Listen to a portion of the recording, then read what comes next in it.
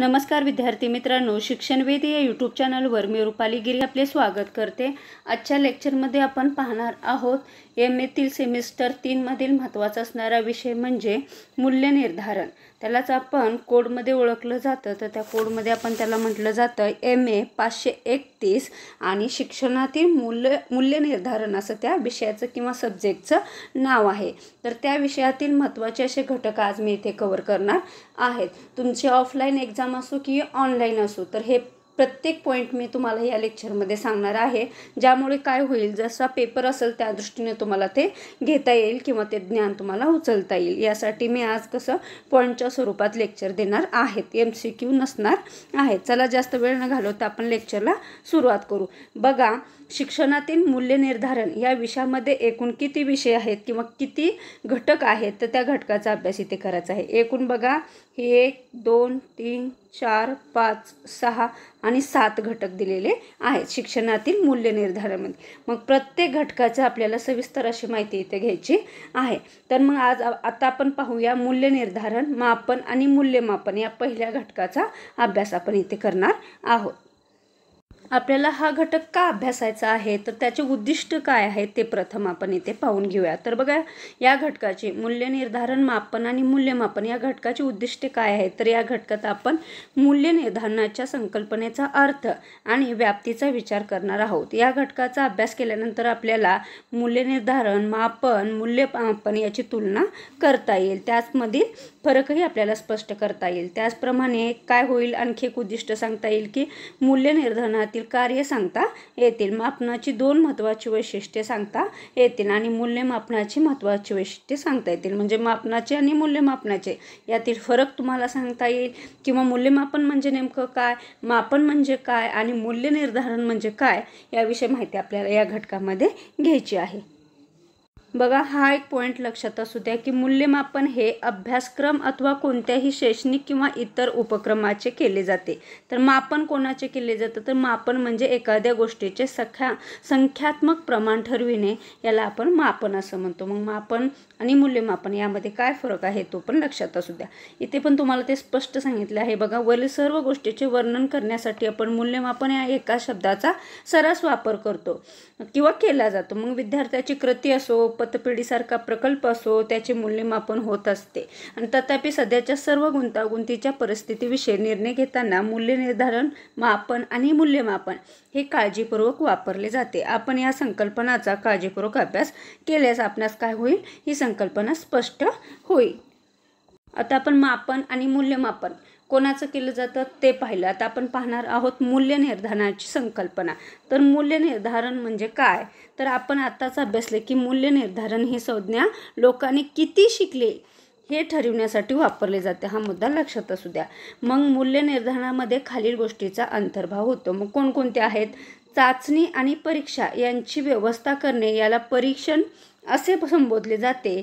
दुसरा मुद्दा बघा, चाचणी आणि परीक्षेतील विद्यार्थ्याच्या कामाची तपासणी करणे, या संदर्भात मूल्य निर्धारण ही संज्ञा फार पूर्वीपासून वापरली जाते। मूल्य निर्धारण कशासाठी वापरलं जातं, परीक्षण कशासाठी वापरलं जातं, हा पण मुद्दा इथे लक्षात असू द्या।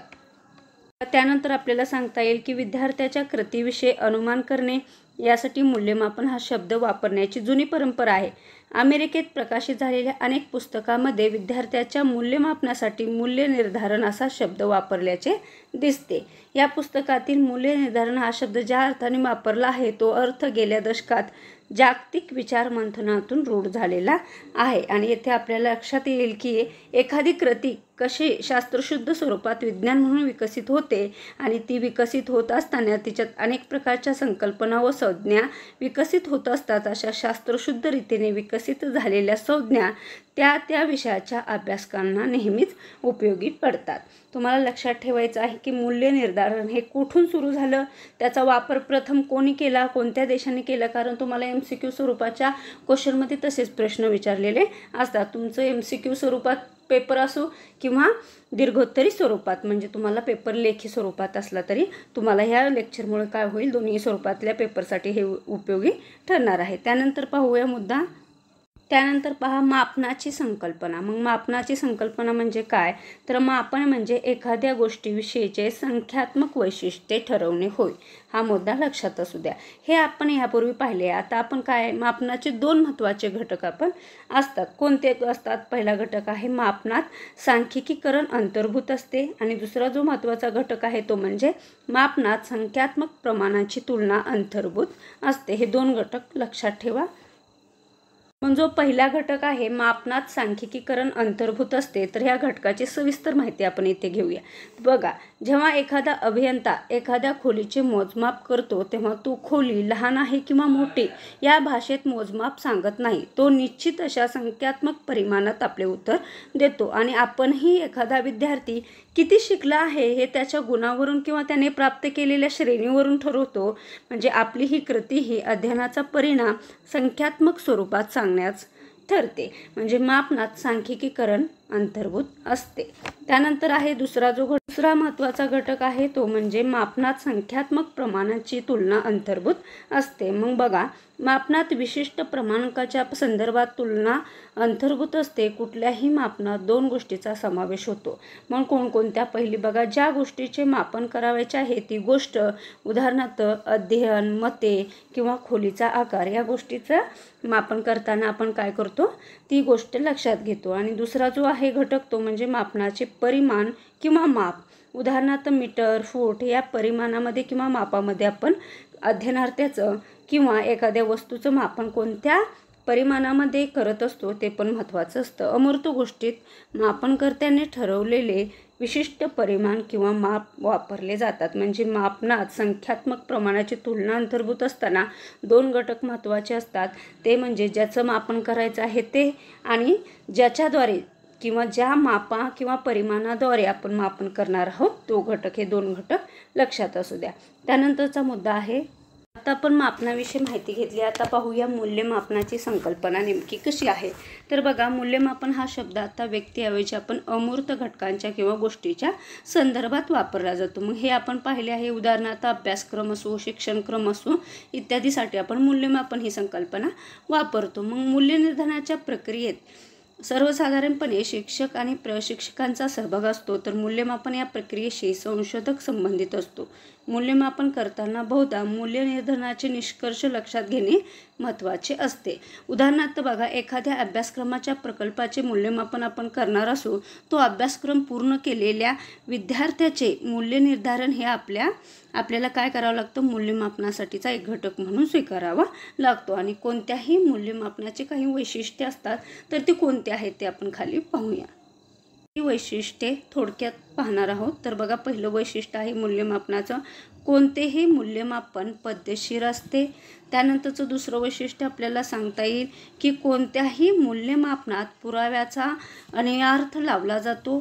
त्यानंतरचं तिसरं जे वैशिष्ट्य आहे ते आहे म्हणजे कोणत्याही मूल्यमापनात विशिष्ट कार्यक्रमाच्या किंवा प्रकल्पाच्या मूल्यासंदर्भात कार्यक्रम उपयुक्त आहे की नाही यासंबंधी निर्णय दिला जातो. आणि जे चौथं उद्दिष्ट आहे किंवा वैशिष्ट्य आहे ते म्हणजे कोणत्याही मूल्यमापनात कृती अभिप्रेत असते. असे आपल्याला वैशिष्ट्ये मूल्यमापनाची सांगता येते. त्यानंतर बघा, क्रॉनबॅच आणि सपे यांनी मूल्यमापनातील भेद लक्षात घेऊन मूल्यमापनाचे दोन प्रकार सांगितले आहेत. मग ते दोन प्रकार कोणकोणते आहेत, तर पहिला प्रकार आहे निष्कर्षप्रेषी उद्बोधक मूल्यमापन आणि दुसरा जो प्रकार आहे तो म्हणजे निर्णयप्रेषी मूल्यमापन. असे दोन प्रकार सांगितले आहे. प्रकार ही लक्षात असू द्या आणि ते कोणी सांगितले हे पण लक्षात असू द्या. ज्या मूल्यमापनात कृतीचा निर्देश केलेला आहे आणि ते निर्णयप्रेक्षी मूल्यमापन होय. आणि ज्या मूल्यमापनात केवळ ज्ञानाचा शोध घेतलेला असतो तो म्हणजे निष्कर्षप्रेषी मूल्यमापन. लक्षात असू द्या, इथे ज्ञानाला भर दिलेला आहे निष्कर्षप्रेषी मूल्यमापनात आणि इथे कृतीला भर दिलेला आहे. हे दोन्हीही मुद्दे खूप महत्त्वाचे आहेत, ते पण लक्षात असू द्या. अशा प्रकारे आपण पहिला घटक मूल्यनिर्धारण, मापन आणि मूल्यमापन हा घटक पाहिलेला आहे. यामध्ये कोणताही MCQ किंवा प्रश्न आले तरी ते चुकणार नाहीत याची मी तुम्हाला गॅरंटी देते. राहिलेला जो भाग आहे तो आता आपण पाहूया. दुसरा जो घटक आहे शिक्षणातील मूल्यनिर्धारणाचा तो आहे शैक्षणिक मूल्यनिर्धारणाचा पाया. तर याविषयी माहिती आपण आता पाहूया. या घटकाची उद्दिष्टे काय आहेत ते आपण प्रथम पाहूया। तर बघा, या घटकाचा अभ्यास केल्यानंतर आपल्याला काय माहीत होईल, तर अंतर्गत आणि बहिर्गत परीक्षांच्या भूमिकाबद्दल फरक सांगता येईल। त्याचप्रमाणे परीक्षेच्या संघटन प्रक्रियेतील सुधारणा करण्याची आवश्यकता कळेल। त्याचप्रमाणे परिणामकारक परीक्षेची अत्यावश्यकता कळू शकेल। व्यापक मूल्यमापनासाठीचा सैद्धांतिक आधार कळू शकेल। त्याचप्रमाणे विद्यार्थ्याच्या सर्वांगीण विकासाचे मूल्यमापन करण्याचे महत्त्व कळू शकेल आणि विद्यार्थी विकासाचे प्रावीण्योत्तर असे विशिष्ट पैलू मूल्यमापनासाठी निवडता येतील। त्याचप्रमाणे मूल्य निर्धारणाची परिणामकारक साधने आपल्याला वापरता येतील आणि अर्थपूर्णरित्या मूल्य निर्धारणाचा अहवाल सुद्धा इथे आपल्याला देता येईल। म्हणजे ही सर्व उद्दिष्टे आपल्याला या प्रकरणातून साध्य होणार आहेत। तर चला, जास्त वेळ न घालवता लेक्चर सुरू करू। यातला जो पहिला मुद्दा आहे तो म्हणजे अंतर्गत आणि बहिर्गत परीक्षांची गरज। तर बघा, यामध्ये आपल्याला सांगता येईल की परीक्षांची अंतर्गत आणि बहिर्गत अशी व्यापक स्वरूपात वर्गवारी करता येईल। अंतर्गत परीक्षा ह्या काय असतात, अध्यापन प्रक्रियेतील अत्यावश्यक घटक बनल्या आहेत। महाविद्यालय किंवा विद्यापीठ विभागाच्या त्या अंतर्गत संघटनात्मक बाबी आहेत। यात शिक्षक हाच मूल्यमापकाची भूमिका बजावत असतो। लक्षात असू द्या, अंतर्गत परीक्षांमध्ये शिक्षक हाच मूल्यमापकाची भूमिका बजावतो। त्यानंतरचा बघा, बहिर्गत परीक्षेचे मात्र संघटन आणि पर्यवेक्षण यावर कडक बाह्य नियंत्रण असते। कोणत्या दोन गोष्टीवर, तर ते लक्षात असू द्या, संघटन आणि पर्यवेक्षण। आणि पूर्णवेळ अनोळखी मूल्यमापनकर्त्याकडून परीक्षेचे मूल्यमापन होत असते। बघा, अनोळखी असतो मूल्यमापनकर्ता, अंतर्गतमध्ये कोण असतो, शिक्षकच असतो। हा पण मुद्दा लक्षात असू द्या। आणि हे बहिर्गत परीक्षेचे वैशिष्ट्ये परीक्षांचे निकाल संस्थाच्या शैक्षणिक कार्याची तुलना करण्यासाठी वापरले जातात। बहिर्गत परीक्षेचा जास्त कशाचा वापर होतो, तर संस्था अंतर्गत शैक्षणिक कार्याची तुलना करण्यासाठी केला जातो। नंतर हा पण मुद्दा लक्षात असू द्या, अंतर्गत परीक्षा या शिक्षकाकडून त्यांच्या दैनंदिन कामकाजाचा भाग म्हणून घेतल्या जातात, तर बाह्य परीक्षा ह्या विद्यार्थ्याच्या प्रावीण्याचे अंतिम मूल्यमापन करण्यासाठी घेतल्या जातात। हा पण मुद्दा महत्त्वाचा आहे, लक्षात असू द्या। त्यानंतरचा मुद्दा पहा, त्यानंतरचा महत्त्वाचा मुद्दा आहे परीक्षा प्रक्रियेची सुधारणा। मग ती कशी झाली, तर बघा, 1964 ते 66च्या शिक्षण आयोगाने आपल्या अहवालात अध्यापन व मूल्यमापन प्रक्रियेच्या सुधारणेची गरज आग्रहाने मांडली। कोणी मांडली, हा मुद्दा लक्षात असू द्या। शिक्षणातील केवळ माहितीचे यांत्रिक पठण किंवा स्मरण या प्रक्रियेवर भर कमी करण्यासाठी विद्यार्थ्याला त्याच्या आवडीचे विषय निवडण्याचे स्वातंत्र्यही मिळावे, असाही आग्रह या अहवालात नमूद करण्यात आला। परंतु या सूचनाची दखल घेतली गेली का, नाही। मग काय झालं, परीक्षा प्रक्रियेत व तंत्रात अपेक्षित बदल त्यातून येऊही शकले नाहीत। आणि 1973 मध्ये विद्यापीठ अनुदान आयोग कधीचा, 1973, लक्षात असू द्या, परीक्षेत सुधारणा घडवून आणण्यासाठी कृतिशील पाऊल उचलले व त्यातून काही बदल शिक्षणाच्या या क्षेत्रात झाले। मग कधीकधी परीक्षा घेण्यापेक्षा वारंवार परीक्षा घेणे उपयुक्त असते, हे मूल्यमापनातील अत्यंत महत्त्वाचे तत्व आहे, हे पण लक्षात असू द्या। त्यानंतरचा जो मुद्दा आहे परीक्षेचे प्रकार। आता परीक्षेचे लेखी, तोंडी आणि प्रात्यक्षिक असे प्रकार असतात। मग त्यात लेखी परीक्षेमध्ये व्यक्तिनिष्ठता येण्याची काही कारणं आहेत। तर मग व्यक्तिनिष्ठता काय येते लेखी परीक्षेमध्ये, त्याची कारणे इथे दिलेली आहेत। तर तुम्ही पाहू शकता, पहिलं कारण आहे प्रश्नपत्रिका तयार करताना प्रश्निकांमुळे येणारी, दुसरं आहे उत्तरपत्रिका लिहिणाऱ्या परीक्षार्थीमुळे येणारी, तिसरं आहे उत्तरपत्रिका तपासणाऱ्या परीक्षकामुळे येणारी, आणि चौथा जो आहे प्राश्निकांच्या व्यक्तिनिष्ठतेमुळे अभ्यासक्रमाच्या विशिष्ट भागावर भर देणारे आणि दुसऱ्या भागाकडे दुर्लक्ष करणारी असमतोल प्रश्नपत्रिका तयार झाल्याचे आपण अनेक वेळा पाहतो। हे सुद्धा कारण आपल्याला लेखी परीक्षेत व्यक्तिनिष्ठता येण्याचं सांगता येईल। त्यानंतरचा मुद्दा आहे तो म्हणजे प्रश्नपत्रिकेच्या रचनेसाठीच्या आराखड्यात खालील बाबींचा विचार करणे आवश्यक आहे। मग त्या कोणकोणत्या बाबी आहेत, तर बघा, पहिली बाब आहे आशयाच्या अध्यापनाच्या विविध उद्दिष्टाधिष्ट गुणांच्या विभागणीसंबंधीची स्पष्ट योजना या आराखड्यात हवी।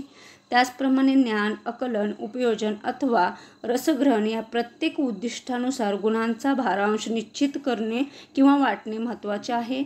हा भारांश आशयाच्या अध्यापनाच्या उद्दिष्टानुसार व त्याच्या महत्त्वानुसार ठरावा। ही उद्दिष्टानुसार गुण विभागणी होईल। तर हे बघा, हा मुद्दा लक्षात काय ठेवायचा आहे, तर जेव्हा तुम्ही प्रश्नपत्रिकेचा पत्रिकेचा आराखडा तयार करता त्यावेळेस तुम्ही आकलन, उपयोजन, रसग्रहण आणि उद्दिष्टानुसार गुणांचा भारांश कसा समान वाटला पाहिजे।